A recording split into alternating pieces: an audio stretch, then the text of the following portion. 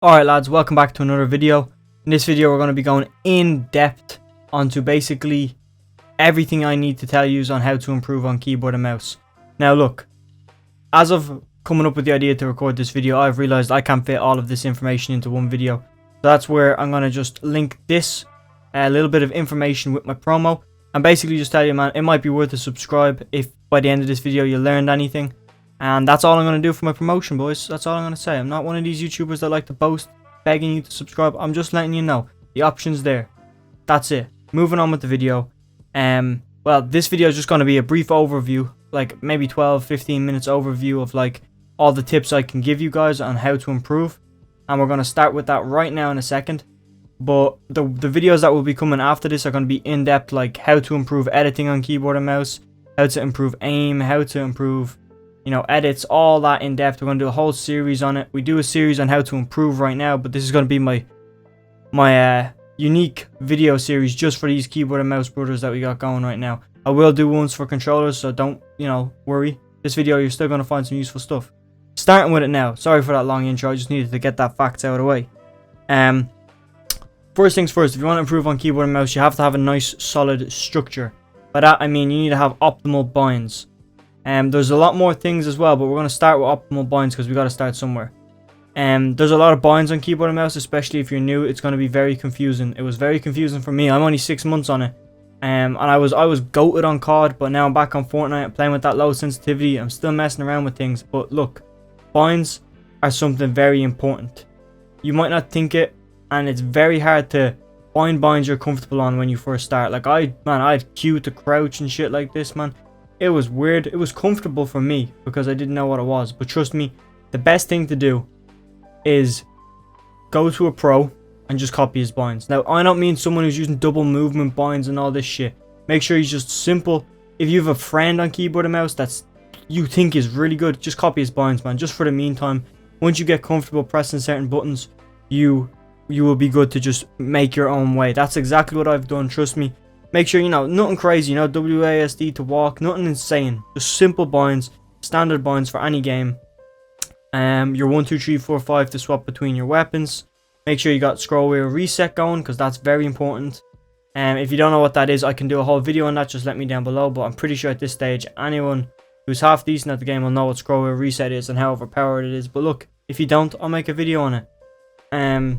That's just one thing, scroll wheel reset. I'm running double edit binds. I'm technically running triple edit binds because I've got the scroll wheel reset and double edit binds. So that is that. But you can run single edit binds, and that's what Mongrel does. You can run confirm edit on release. I'm pretty sure that's what Bug is still doing. I haven't been with the community for like 4 months. I've been doing COD stuff and playing COD tournaments.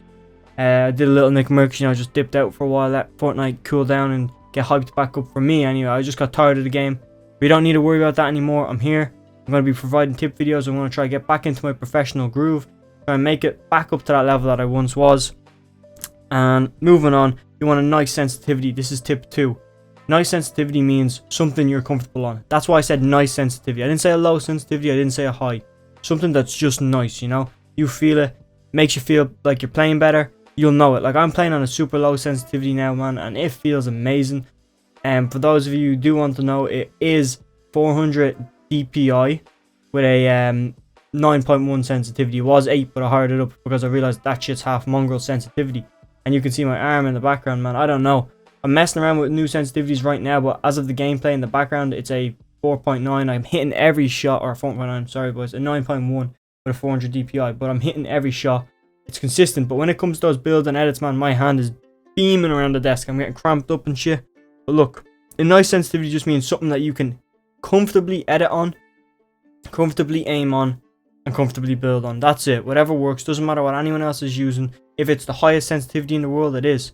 It will mean you will have basically worse aim, because the lower your sensitivity, the better aim you have. That is just a fact.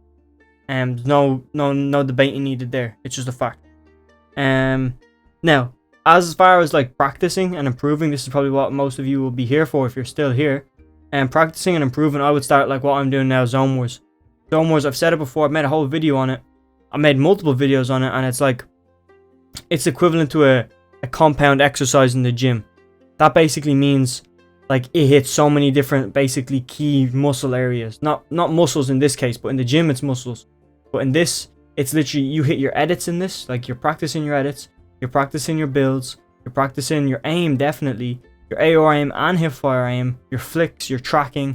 You can go as far in depth as you want. Your rotations, your looting, you know, your ability to handle the storm, make plays for height. It gets all of that going, and especially if you're a new player, not even new to the game, just keyboard and mouse. It's very hard. You can practice edits all day. You can be insane at edits. But if your movement isn't good, you know, you need to kind of... You can't race ahead and improve your edits to an insane level. You can if you want, but you're going to be lacking in all your other areas that make editing work. Like your movement to be able to jump, move left, jump, right hand peek. All these kind of little movements that you can do. They're going to be lacking when you're just new on keyboard and mouse. So that's why it's important. It's very important to improve all of them at the start to a certain level. To a level where it's like... decently playable, and from there you'll just naturally improve. That's why Zone Wars just hits every nail with the hammer basically. But I won't go too much in depth about it. It's just a nice way to improve. It's fun if you have a few friends on there with you. Next tip, after you start off with your Zone Wars, obviously you want to knuckle down on box fights and build fights, the two big aspects, you know, the piece control aspect of both of them. You just want to go ham on it. I don't need to really I don't really need to say much on this topic. You just need to go ham with your build fights and box fights. You know, get in like box fights for an hour one day, maybe not just a half an hour each way, you know, half hour build fights, half hour box fights. Just get something, you know, get some sort of practice with a goal. Maybe it might be improving your 90s. It might be like, because you know, we're talking about people that are new to keyboard and mouse, so that might be your goal, to improve in 90s. Might be to improve at tunneling, tarping, whatever it is. Retakes definitely important, but not the key aspect of tournaments anyways. In creative it's a whole different ball game, but still it will improve. If you do learn retakes, it's going to improve your basically your vocabulary when building, so that's important. Obviously before you do move to build fights and box fights, I probably should have said this earlier, while you're playing Zone Wars in that beginning stage, practice edit courses and free building a little bit, okay? Not too much, not like 3-4 hours, not an hour. An hour maybe. Split between both. So a half hour edit course and a half hour free building is perfectly fine. Even less than that. I like I'm no pro, so I don't know what to be saying, or no coach. Trying to be a coach, kind of, little YouTube coach, kind of Ball of TW style. I don't know. But I would spend about 15 minutes editing, just as a warm-up almost. To get a little bit of practice and warm-up. You don't want to burn your wrists out, because you have to think, you're a new player. Keyboard and mouse, you don't have that fatigue, you don't want to cramp yourself up, you're not used to this kind of shit, so you know, different. If you're more of a like veteran or something like that, you know, you've been in the game for years, I would say maybe try swapping to something like maybe an hour on builds. I would say for me personally, what I do is, I'll just say what I do because I've been here a minute or two. I would do 30-minute edit course, 20-minute building max, then I would aim train on aim lab or something before I go off. I would do that shit for like maybe 20 minutes. I used to do it for 2 hours. Used to do it and just to really get that muscle memory down, but I'm not playing COD anymore, so I don't know what my sensitivity is, so I can't practice that hard anymore. Yeah, that's a big vent. That's just a little aspect of what's going on. Then you got to think about your posture. Super important. Not as important because for controller players, you can just sit whatever way you want, man. You can sit on your hands if you want. You can still play. Keyboard and mouse, you're leaning forward a lot more than controller players, so you got to be thinking about your posture. You got to be, you know, you got to have the right desk height for your body, and also the right chair height for your body, so you're comfortable and your elbows are on the desk, you know, you have something to support you. That's all very important. Get that down. There's online calculators for like calculating the perfect desk height and stuff. I can't say if they're good or not. I personally haven't used them. I just go with what I feel is nice. So my posture isn't the best right now, like I'm noticing that. That's what made me think of that tip, so you know, I'm helping you out a bit. It'll help off in the end game, especially in those, you know, late ages and stuff like that. Really help with those back pains. Also, for anyone here who's on controller, this is going to be just the last sum up. Or for anyone who's on controller, sorry man. For anyone who's on console, last gen specifically, I'm not too sure about new gen or next gen. They're here now, so I guess it's new gen, but last gen, like PS4 and Xbox One, there is a hard amount of mouse acceleration on them consoles. I'm not even talking about input lag or anything like that. I'm just talking about mouse acceleration is like through the roof on them consoles. Basically, mouse acceleration, for those of you who don't know, it means depending on how fast your arm is moving across the desk, your sensitivity will be different.